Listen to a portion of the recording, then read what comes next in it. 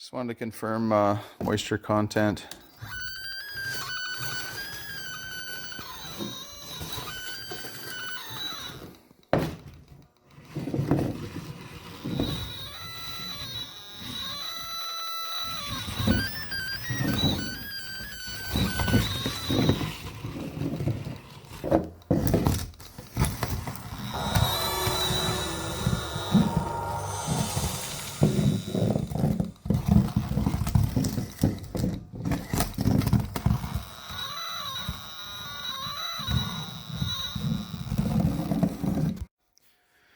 We've installed the core in the front section here, as well as in the cockpit area.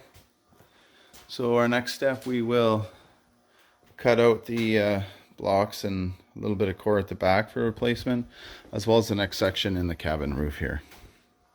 Have the all the core installed and capped onto the upper deck here. Customer wants us to get rid of this hideous blue here that it's chili painted, and change it back to something brighter like the white. So we're going to sand off that paint, and we'll probably gel it a brighter white, and then just do the same color all the way here on the upper deck. On the hull part of the Bluenose, we have everything sealed up,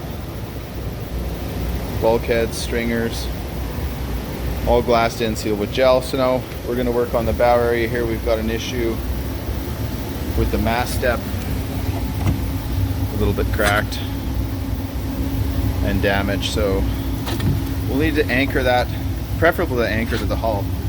We're going to give that a stab. I cut a layer out here. Looks like there's some more plywood and foam and crap underneath. We'll have to dig our way down there and see what we can find.